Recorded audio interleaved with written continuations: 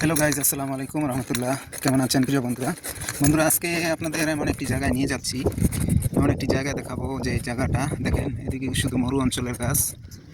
তো এটা একটা খালের পার, তো খালের পার দিয়ে আমি যাচ্ছি। এটা কিন্তু ডের দেখেন, আমি কিন্তু স্কুটার কষেও রাখতে পারতেছি না। যেমন একটা জায়গা, এই জায়গাটা অনেক উঁচু আর খালটা অনেক নিচা। তো সেই খালে আমরা নামবো, দেখবো। তো আমি স্কুটারটাকে নেব না, স্কুটারটাকে এক সাইডে রেখে আমি কিন্তু খালটাতে নামবো। দেখেন এটা কত ঢেল, কত উঁচু জায়গা।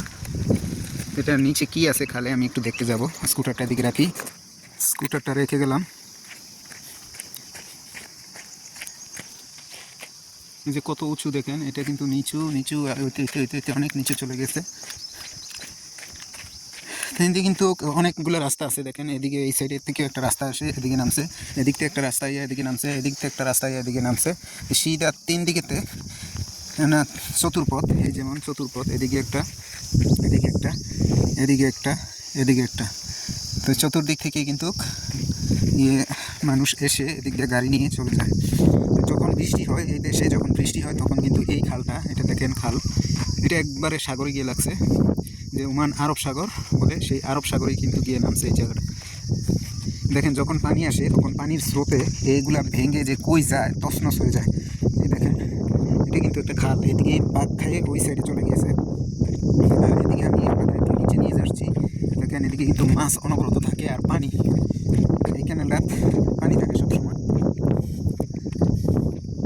এইটা একটা কালভার্টের মতো সিস্টেম করছে, এই যে মাছ আছে এদিকে, ছোটো ছোটো মাছ করছে। দেখেন তেলাপিয়া এরকম সাগরের মাছ আর কি। বেশি শব্দ শোনা যায় বাতাসের, বাতাসের শস্য শব্দে কিন্তু বোঝা যাবে না।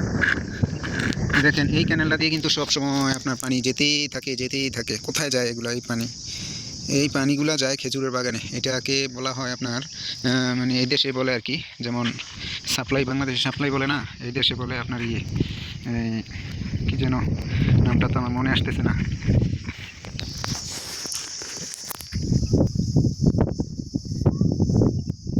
হ্যাঁ বন্ধুরা, বুঝতে পেরেছি, এদিকে ফ্লাইয়ের পানি বলে, মানে এটা এক এলাকা থেকে আপনার এটা সাপ্লাই দেওয়া হয়, এই জন্য এটাকে ফ্লাইয়ের পানি বলা হয়। তো এগুলো কিন্তু খেজুরের বাগানের জন্য এই ফ্লাইয়ের পানিটা আপনার সরবরাহ করা হয়। দেখেন বিশাল বড় এরিয়া নিয়ে, অনেক বড় এরিয়া নিয়ে কিন্তু এটা আপনার জলাশয়। এটা একটা খাল, জলাশয় না, একটা খাল। যখন বৃষ্টি হয় তখন সবারই ঘর এদিক দিয়ে নামে। দেখেন যে কত বড়, এত স্রোত, এত স্পিড, এতে পানি আসলে কিন্তু এটি একদম লেভেল হয়ে যায়। তো পরবর্তীতে আবার এগুলো কিন্তু খননের কাজ শুরু হয়। তো এই আর কি এই দেশের সিস্টেম। ওকে, ভিডিওটা দেখার জন্য সবাইকে অসংখ্য ধন্যবাদ। আমি আবার উপরে উঠে